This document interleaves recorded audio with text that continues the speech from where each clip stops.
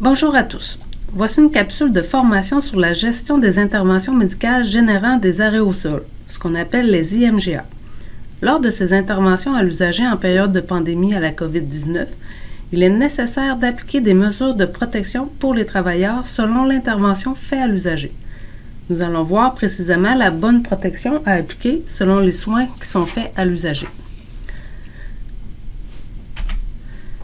Tout d'abord, il est nécessaire de préciser que l'information partagée aux équipes provient des recommandations formulées à la lumière des données scientifiques et des recommandations d'experts d'instances internationales disponibles à ce jour. Il est donc normal de voir des ajustements dans les consignes actuellement connues et appliquées.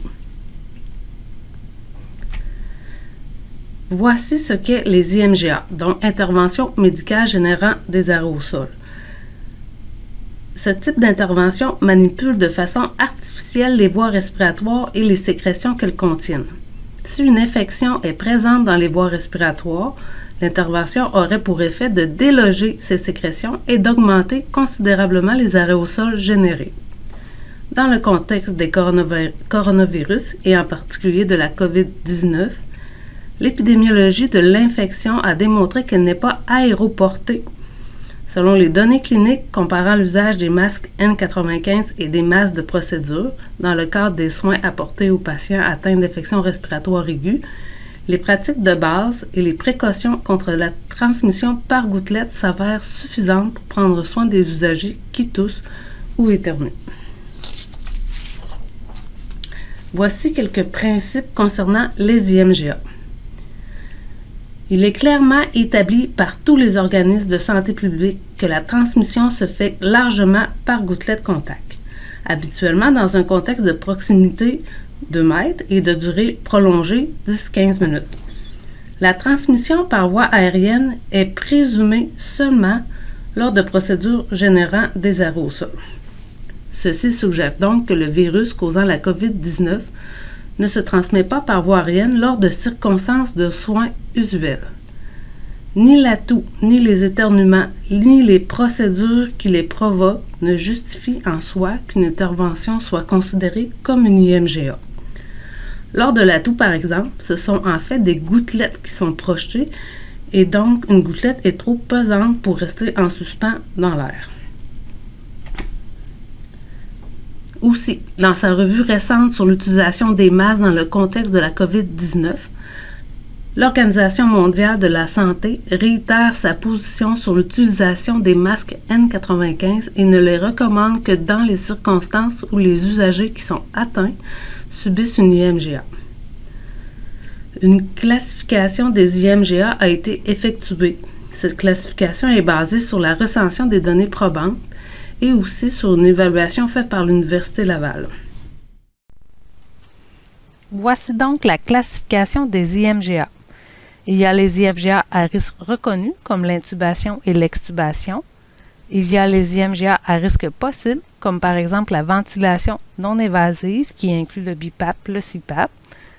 Il y a l'oxygénation à haut débit, comme l'Optiflow, l'Airvo. Aussi, il y a la trachéotomie et les soins de trachéostomie. Petite précision sur ces deux interventions. Lorsqu'on parle de la trachéotomie, on parle du moment du geste chirurgical qui serait une IMGA à risque possible. Pour ce qui est des soins de trachéostomie, c'est au moment de l'aspiration profonde qu'il y a un risque possible d'IMGA. Si le soin à faire à la trachéostomie est seulement le changement de pansement, une protection avec une précaution aérienne n'est pas nécessaire. Il y a aussi des IMGA à risque non documenté, comme des traitements par nébulisation. De voir la mention écrite d'IMGA à risque non documenté peut nous questionner. En fait, cela signifie, entre autres, que les recherches sur ces interventions, à savoir si elles génèrent des arrêts au sol ou pas, n'ont pas mené à des conclusions significatives comme quoi ces interventions provoqueraient des arrêts au sol. Donc, pour ces interventions, les experts de l'INSPQ, l'Institut national de santé publique du Québec, recommandent une protection gouttelette contact plus protection oculaire. Il y a aussi des interventions qui ne sont pas des IMGA, mais que parfois on se questionne à savoir si elles le sont. Par exemple, l'oxygénothérapie par lunettes nasales ou ventimasque. On a souvent la question, est-ce que je dois avoir une protection aérienne pour ces interventions? La réponse est non, car ce n'est pas des IMGA. Évidemment, il peut y avoir d'autres interventions non listées ici, mais qui sont également classées comme n'étant pas des IMGA. Celles présentées sont celles fréquemment questionnées.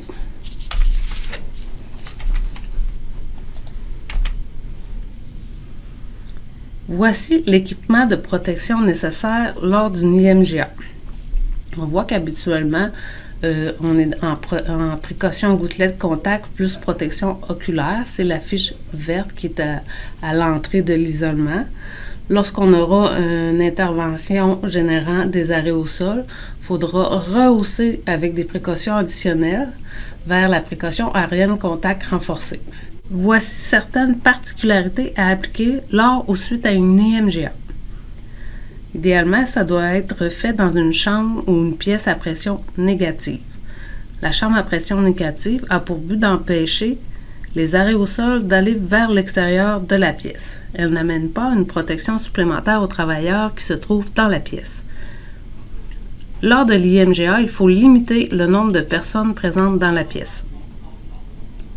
Idéalement, il faut planifier à l'avance la réalisation des IMGA avec les intervenants les plus expérimentés. À la suite d'une IMGA, il faut respecter le temps d'attente requis avant d'entrer dans la pièce sans équipement de protection respiratoire. Dans une salle à pression négative, il faut attendre le renouvellement d'air selon le nombre de changements d'air mentionnés pour cette salle. Dans chacune des salles à pression négative, cette information est indiquée. Si l'IMGA a lieu dans une chambre habituelle sans pression, il faut attendre 7 heures avant de retourner dans la pièce sans protection respiratoire. Mais vous pouvez y retourner avec une protection aérienne. La question fréquemment posée en lien avec les IMGA est le 7 heures d'attente.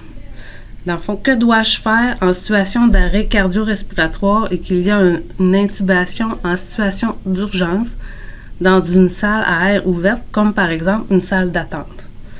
En fait, la réponse est que toute personne à l'intérieur du 2 mètres de l'usager qui est en arrêt cardio-respiratoire doit avoir une protection aérienne au moment de l'IMGA, c'est-à-dire lors de l'intubation. Les compressions thoraciques ne sont pas une IMGA. Le titre de la note est « Algorithme de gestion de risque aux IMGA ». Si vous voyez le tableau, en fait, on doit se questionner. Est-ce que mon usager chez qui je m'en vais faire une IMGA a des symptômes compatibles à la COVID? Ce qu'on reconnaît comme symptômes compatibles, c'est la fièvre, la toux, la difficulté respiratoire ou la perte d'odorat d'apparition brutale sans congestion nasale avec ou sans perte de goût, ou 2 critères ou plus parmi les suivants. Donc, un symptôme général parmi les suivants: douleur musculaire, céphalée, fatigue, perte d'appétit. Donc, je me questionne, est-ce que mon usager a des symptômes compatibles? Il présente de symptômes? Je suis incapable de faire le questionnaire avec mon usager à savoir s'il présente des symptômes ou il n'a aucun symptôme. Ensuite, je me questionne, est-ce qu'il a un risque épidémiologique? Par exemple, s'il n'y avait aucun symptôme, est-ce qu'il a eu un contact étroit de moins de 14 jours avec une personne positive? Est-ce qu'il a eu un contact épidémiologique, mais par exemple, il est hospitalisé sur une unité en éclosion? Aussi, je dois savoir vérifier, est-ce que j'ai un test à la COVID-19 datant de moins de 48 heures pour cet usager? Donc, il est négatif. J'en ai un, il est négatif. Non, j'en ai pas. Ou oui, j'en ai un, mais il est positif.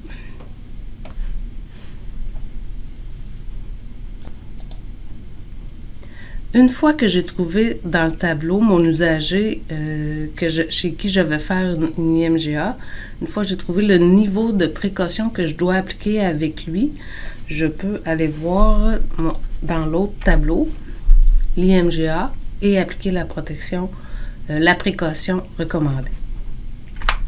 Je voudrais juste vous ramener ici. Dans le fond, il y a quand même des petites annotations importantes dans la note et sous le tableau. Par exemple, pour un usager ayant fait la COVID-19 il y a moins de 3 mois, on peut utiliser un niveau de précaution 1 en tout temps pour cet usager. Pour les usagers avec IMGA répétitif, par exemple CPAP ou aspiration lors des soins de trachéostomie, il est suggéré de faire un test COVID-19 aux 2 jours s'il est négatif. Évidemment, si à un moment donné il sort positif, ça sera toujours la grosse protection aérienne. En présence de diagnostic alternatif clair et d'un test COVID-19 négatif dans les derniers 48 heures, on peut utiliser un niveau de précaution 1, même s'il présente de l'atout, par exemple, et que cet atout est provoqué par un autre diagnostic. Par exemple, si j'ai un usager hospitalisé en chirurgie qui est en post-op jour 4, il n'a pas de symptômes compatibles à la COVID-19 et il n'y a eu aucun contact significatif avec une personne reconnue COVID-19. J'ai pas de résultat pour lui non plus de COVID dans le dernier 48 heures. Et cet usager-là doit avoir un soin de trachéostomie qui comprend l'aspiration profonde. Donc, je me questionne. Est-ce que j'ai dit qu'il y avait des symptômes chez cet usager-là? Non. Il n'y a pas de symptômes. Donc, je tombe dans la colonne plus basse, aucun. Il n'y avait pas non plus de contact épidémiologique et je n'avais pas non plus de résultats de COVID-19 de disponibles. Donc, pour cet usager qui doit subir une IMGA, l'intervenant doit le faire avec un niveau de précaution 2, ici, dans la colonne. Donc, aucun symptôme, pas de contact et j'ai pas de résultat dans le dernier 48 heures pour le COVID. Maintenant, je vais voir dans l'autre tableau, je vais trouver où se trouve mon soin de trachéostomie. Il se trouve ici dans IMGA à risque possible. Donc, trachéostomie, on a dit que c'était un niveau de précaution 2. Donc, l'intervenant qui va procéder à l'IMGA chez l'usager qu'on a donné en exemple doit le faire avec l'équipement de protection présenté ici. À chaque situation, il faut se questionner quel est l'usager que j'ai devant moi. Donc, ce qu'on doit retenir, c'est qu'on a 4 questions à se poser. L'intervention que je vais réaliser fait-elle partie des IMGA? Est-ce que l'usager présente des symptômes compatibles à la COVID-19? Est-ce que j'ai un résultat d'un test COVID-19 datant de moins de 48 heures pour cet usager? Et est-ce que l'usager a un risque épidémiologique? Selon les réponses à sa question, vous pourrez trouver dans le tableau si c'est une précaution de niveau 1, 2 ou 3 que vous devrez appliquer pour aller faire l'IMGA. Je vous invite donc à compléter le lien SurveyMonkey qui est dans l'intranet également sous la capsule. Et vous pouvez également inscrire votre temps dans votre feuille de temps selon les codes de paie suivants. Donc FOCOV si fait durant le temps de travail et le code de paie FOCX1 si fait en dehors des heures de travail. Merci de votre collaboration. La prévention et le contrôle des infections, c'est un travail d'équipe.